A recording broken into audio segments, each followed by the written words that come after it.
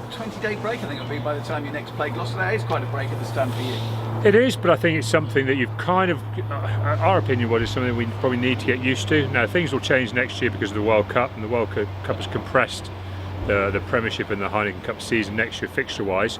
But I think in other years you're going to see this more and more often, where there'll be blocks of games where there's a potential for players to actually have a break from rugby and a couple of games break. You know, we want to talk about that as a group of clubs trying to look after players and some player welfare issues. And what we don't want to do is have breaks in the Premiership and the Heineken Cup season that actually add more games to Premiership schedule. So we've kind of bought into that, and our frontline players who'd had a lot of rugby have had that whole period off. And I think what we've got to do now is make sure that our training gets us back up to speed quickly, that our attitude going into our first couple of performances gets us back up to speed quickly, and actually this lengthier break than the players are normally used to, that we've taken advantage of, will pay its biggest dividends over the course of the remainder of the year. So are you effectively saying you're looking at playing less games going forward?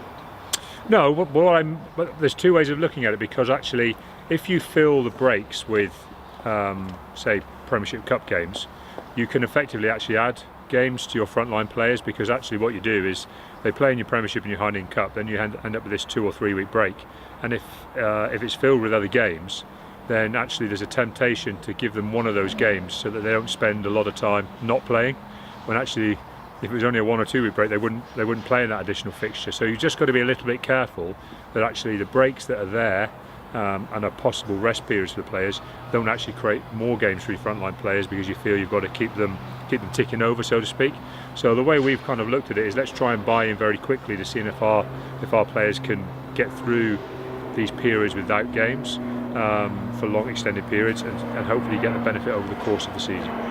How well does, in your mind, does the actual Premiership Cup as a competition work? Because you played the teams that were in your group, and then you ended up playing Bristol, who still had something to play for. Newcastle and Gloucester ended up playing 8 days later against teams that didn't have anything to play for. I think it is what it is. I think it's very difficult to find a perfect scenario.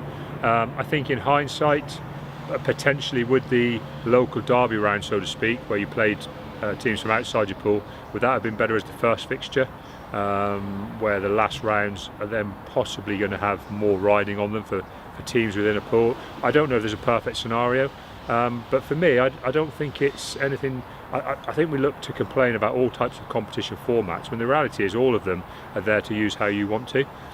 We've used it in a variety of ways over the years. The first time we won the LV Cup, we played in the semi-final and final with a strong side and won it. In other years we've won it or got to finals playing a mix and match side or a largely complete change-up side. We've used it in a variety of ways, and I think that's what it's there for. I think that's probably what's so good about it, is that every club can use it to look for the way it benefits them at that stage of the season. We've always done that, and I certainly wouldn't argue that that's what every club should have the ability to do. I don't think it needs any more rules and regulations. I think is it perfect? No, because any time when you play teams outside of a pool, it can end up with an odd scenario.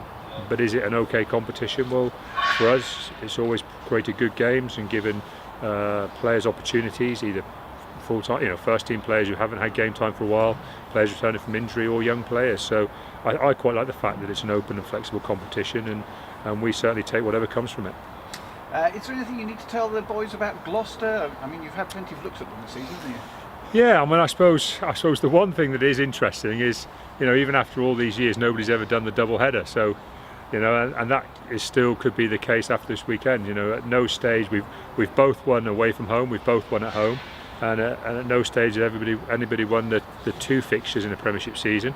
We won at home in the Premiership, we lost at home in the Heineken Cup, then won away in the Heineken Cup. The omens probably don't look good based on that. So a nice little challenge for us is to maybe try and upset that and just say, look, we played Gloucester a lot. We tended, both teams, both us and them, have probably not tended to back up performances against each other as well as we would have both liked.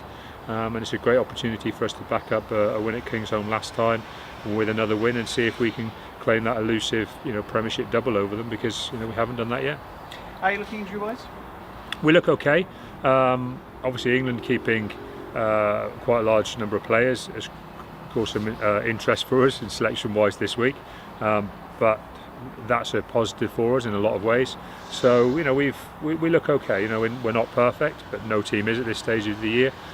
We do have some guys, up and starting to run around. Like, it's great to see Sam Simmons running at the end of the pitch now in today's training session. He feels like he's been gone quite a long time, and now we're getting to that end stage where we're hopefully going to see him doing more and more and more, and hopefully get involved for the last 3 or 4 games of the season. On the whole, other than our injuries that people are aware about, like Stu Townsend's relatively long-term injury, most of the others are starting to get there, and we're starting to look like a pretty fit, pretty strong squad, and game time's looking good. So on the whole, we're feeling pretty positive about things. The weather conditions look good over the next 3 or 4 days. Should mean a dry track up at Kingsholm, which sets the stall out for 2 teams who like to keep the ball on the field and play. Could be a very interesting game.